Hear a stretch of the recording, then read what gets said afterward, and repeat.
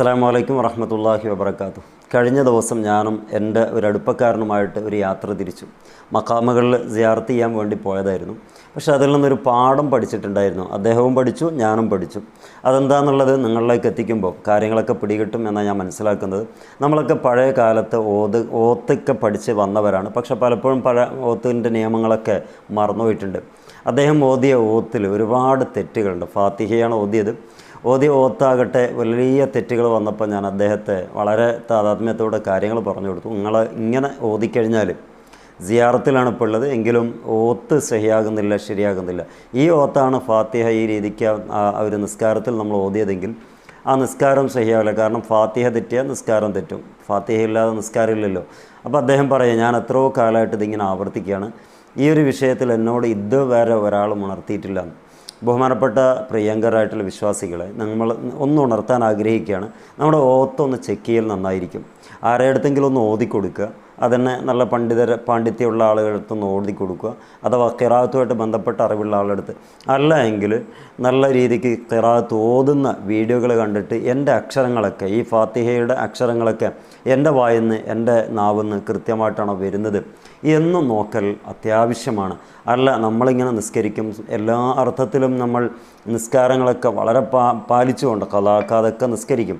യാത്രയിലാണ് ജമ്മും ഖസ്റും ഒക്കെ ചെയ്ത് നമ്മൾ ഖലാക്കാതെ നിസ്കരിക്കുന്നുണ്ട്. പക്ഷേ അതിൻ്റെ ഉള്ളടക്കങ്ങൾ അല്ലെങ്കിൽ അതിൻ്റെ ഉള്ളിലെ കഥകൾ പലപ്പോഴും ശൂന്യമായി പോകുന്ന, വൃഥാവിലായി പോകുന്ന ഒരു വല്ലാത്തൊരു അവസ്ഥ, ഒരു ഗതികെട്ട ഒരവസ്ഥ എന്ന് വേണമെങ്കിൽ പറയാൻ പറ്റും. ആ ഒരു സ്ഥിതിവിശേഷം എന്നെ കേൾക്കുന്ന ആർക്കെങ്കിലും ഉണ്ടെങ്കിൽ ഒന്നുമില്ല, റബ്ബിൻ്റെ അടുത്ത് പോയാൽ ഈ കാര്യങ്ങളൊക്കെ ചോദിക്കുക എന്നുള്ളത് വ്യക്തമായിട്ട് വിശ്വസിച്ച് മുന്നോട്ട് പോകുന്ന ആളുകളെ നമ്മൾ. ആ നിസ്കാരവും നമ്മുടെ കയ്യിൽ നിന്ന് വിട്ടുപോയാൽ പിന്നെ എവിടെയാണ് നമുക്ക് ഒരു പിൻബലം ഉണ്ടാകുക? അതുകൊണ്ട് ഇനിയും കേരളക്കരയിലുള്ള ഒരാൾക്കും പറയാൻ പറ്റില്ല, എന്നെ പഠിപ്പിച്ചു തന്നിട്ടില്ല, എനിക്കങ്ങനെ ഓത്ത് പഠിക്കാനുള്ള സൗകര്യം കിട്ടിയില്ല എന്നുള്ളത്. അവനവൻ അവൻ്റെ ഓത്തുകളൊക്കെ ഒന്ന് ക്ലിയറാക്കുക. ഞാൻ യാദൃശ്ചികമായിട്ടാണ് ഈ വിഷയങ്ങൾ എൻ്റെ മുമ്പിലേക്ക് വരുന്നത്. കാരണം നേരത്തെ പല അനുഭവങ്ങൾ ഉണ്ടെങ്കിൽ പോലും ഇങ്ങനെ ഒരു വശം കെട്ട ഒരു ഓത്ത് കേട്ടപ്പോൾ വളരെ സങ്കടം തോന്നി. കാരണം അദ്ദേഹത്തിന് വേണ്ടിയിട്ട് അദ്ദേഹത്തിൻ്റെ കൂടെ പോയതാണ്.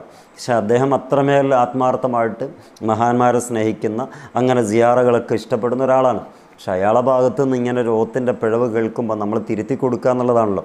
തെറ്റ് കണ്ടാൽ തിരുത്തി കൊടുക്കുക എന്നുള്ളത് ഏതൊരാളുടെയും ഉത്തരവാദിത്തമാണ്. അതുപ്രകാരം എന്തെങ്കിലും പറയുമോ എന്ന് കരുതിയിട്ടാണെങ്കിൽ പോലും പറഞ്ഞു നോക്കുമ്പോൾ വളരെ റാഹത്തായി, വളരെ സന്തോഷമായി. അദ്ദേഹം ആ അക്ഷരങ്ങളൊക്കെ ഏറെക്കുറെ നന്നാക്കിയെടുത്തു. പക്ഷേ ഇനിയും ഒരുപാട് നന്നാകാനുണ്ട്.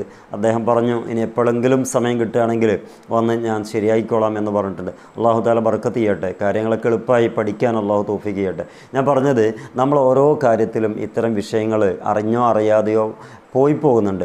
അതൊരിക്കലും നമുക്ക് ഒരു പക്ഷേ അറിയില്ല. കാരണം ഒരാൾ പറയുമ്പോഴല്ലേ കൃത്യമായിട്ട് അറിയുള്ളൂ. നമ്മളെ തിരക്കുകൾക്കിടയിൽ നിസ്കരിക്കുന്നുണ്ട്, വുളൂ ചെയ്യുന്നുണ്ട്, എല്ലാം ഏതോ കാലത്ത് നമ്മൾ പഠിച്ചു വെച്ചതാണ്.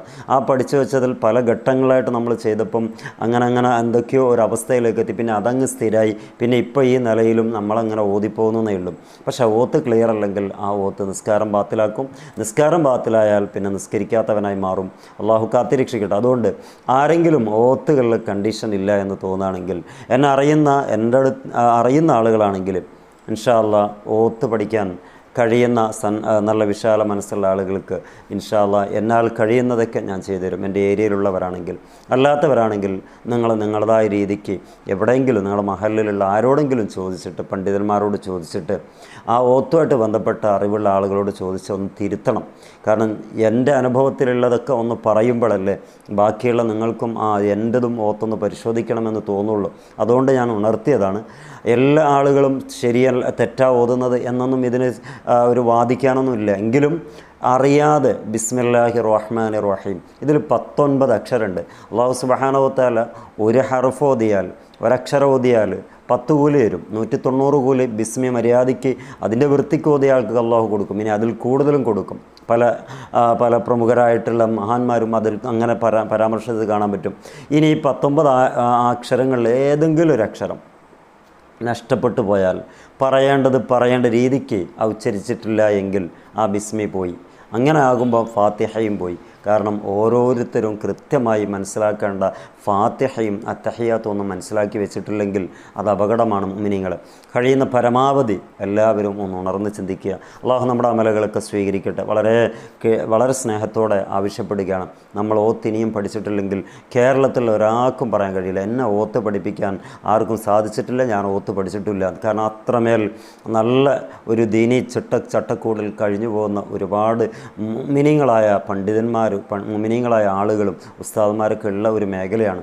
അവരോടൊക്കെ ചോദിക്കുക, ചോദിച്ച് സ്വർഗത്തിലേക്ക്, നാണിച്ച് നരകത്തിലേക്ക് എന്ന് പഴമക്കാരൊക്കെ പറയാറുണ്ട്. അല്ലാഹു തആല സ്വർഗം തന്ന് അനുഗ്രഹിക്കട്ടെ. നമ്മുടെ അമലുകളൊക്കെ അടുക്കും ചിട്ടയോടുകൂടെ ചെയ്യാൻ അല്ലാഹു തൗഫീഖ് ചെയ്യട്ടെ. സാന്ദർഭ്യം സൂചിപ്പിച്ചതാണ്. അസ്സലാമു അലൈക്കും വറഹ്മത്തുള്ളാഹി വബറകാതുഹു.